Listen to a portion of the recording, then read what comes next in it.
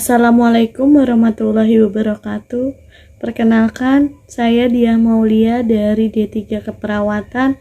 Di sini saya akan menjelaskan sedikit tentang implikasi dari penerapan etika profesi. Kode etik keperawatan adalah standar profesional yang dijadikan sebagai acuan atau pedoman perilaku perawat saat menjalankan proses pekerjaannya. Tentu saja, kode etik keperawatan ini bersifat wajib dijalankan bagi setiap perawat. Selanjutnya, penerapan kode etik keperawatan akan muncul masalah jika terjadi kesadaran rendah dan pemahaman yang kurang. Apa yang dimaksud kesadaran rendah?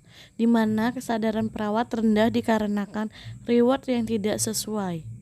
Pemahaman kurang di mana perawat tidak mengakses terhadap profesi keperawatan, tidak disosialisasikan oleh profesi sampai tingkat ke bawah. Tindakan medis yang dilakukan perawat atas keputusan dokter, maka perawat harus melakukan tindakan setelah ada keputusan dari dokter. Istilah lain di mana tindakan medis dokter yang dilakukan oleh perawat adalah pengedelegasian. Jika sudah diberikan keputusan dari dokter, maka perawat boleh melakukan tindakan kepada pasien. Jika ada situasi saat dokter tidak bisa datang, maka dokter memberikan instruksi melalui via telepon. Jangan pernah dilakukan kecuali perawat yakin bahwa tindakan tersebut tidak menimbulkan efek fatal pada pasien. Syarat menjadi seorang perawat yaitu harus memiliki diakui oleh masyarakat, representatif dalam bentuk SIPP, SIK, dan STR, dan kewenangan formal. Dan profesi perawat juga mempunyai sistem perundang-undangan tentang keperawatan. Sifat dari perundang-undangan adalah mengikat, yang mana setiap kesalahan yang dilakukan perawat akan dapat sanksi sesuai tingkat kesalahannya. Maka, perawat diwajibkan melakukan tindakannya sesuai dengan SOP yang ada. Pengertian etika keperawatan. Apa itu etika keperawatan? Etika keperawatan merupakan standar acuan untuk mengatasi segala macam masalah yang dilakukan oleh praktisi keperawatan terhadap para pasien, yang tidak mengindah-indahkan dedikasi moral dan pelaksanaan tugasnya. Kegunaan etika keperawatan agar perawat dapat memahami otonomi, yaitu kebebasan untuk memilih, menerima, menolak tindakan keperawatan, dan menghargai pasien untuk menolak tindakan tersebut. Bayangkan bagaimana jadinya jika perawat dengan semena-mena memaksakan pelaksanaan tindakan terhadap pasien, apalagi pasien berasal dari kampung, tidak berpendidikan, sulit berargumentasi dengan perawat, dan tidak mampu menolak tindakan.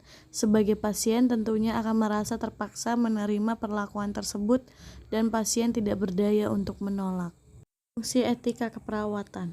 Etika keperawatan juga memiliki fungsi penting bagi perawat dan seluruh individu yang menikmati pelayanan keperawatan. Pertama, yaitu menunjukkan sifat kepemimpinan dan bertanggung jawab dalam mengelola asuhan keperawatan.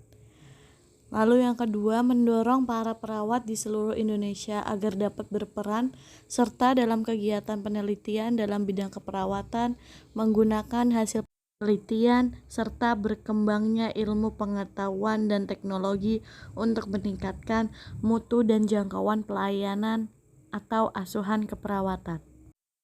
Yang ketiga, mendorong para perawat agar dapat berperan serta aktif dalam mendidik dan melatih pasien dalam kemandirian untuk hidup sehat tidak hanya di rumah sakit tetapi juga di luar rumah sakit. Keempat, mendorong para perawat agar bisa mengembangkan diri secara terus-menerus untuk meningkatkan kemampuan profesional, integritas, dan loyalitas bagi masyarakat luas. Perawat agar dapat memelihara, mengembangkan kepribadian serta sikap yang sesuai dengan etika keperawatan dalam melaksanakan profesinya.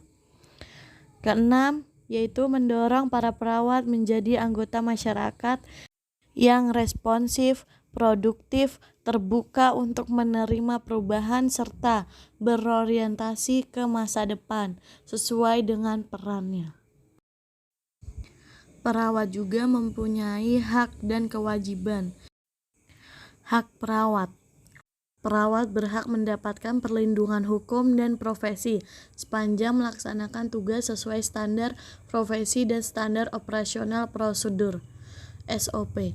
Memperoleh informasi yang lengkap dan jujur dari klien dan atau keluarga agar mencapai tujuan keperawatan yang maksimal. Melaksanakan tugas sesuai dengan kompetensi dan otonomi profesi, mendapatkan penghargaan sesuai dengan prestasi, dedikasi yang luar biasa, atau bertugas di daerah terpencil dan rawan, memperoleh jaminan perlindungan terhadap risiko kerja yang berkaitan dengan tugasnya. Dan apa itu kewajiban perawat? Perawat berkewajiban untuk memberikan pelayanan keperawatan sesuai dengan standar SOP dan kode etik, serta kebutuhan pasien, menghormati hak pasien, merujuk pasien ke fasilitas pelayanan kesehatan yang mempunyai keahlian atau kemampuan lebih baik.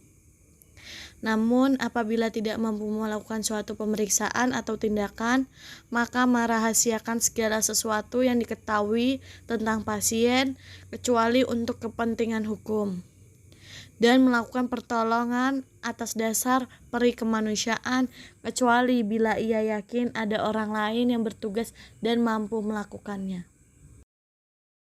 Ada juga pola hubungan kerja perawat dalam melaksanakan praktek profesional dan mengatur hubungan antara. Yang pertama yaitu antara perawat dengan pasien. Yang kedua, hubungan kerja antara perawat dan sejawat. Yang ketiga, hubungan kerja perawat dengan profesi lain yang terkait. Dan yang keempat adalah hubungan kerja perawat dengan institusi tempat perawat bekerja. Perawat harus dapat berkomunikasi dan saling melengkapi kepada hubungan-hubungan antar perawat tersebut atau pasien atau profesi lain atau tempat bekerja lainnya. Sekian dari saya, mohon maaf jika ada salah kata. Wassalamualaikum warahmatullahi wabarakatuh.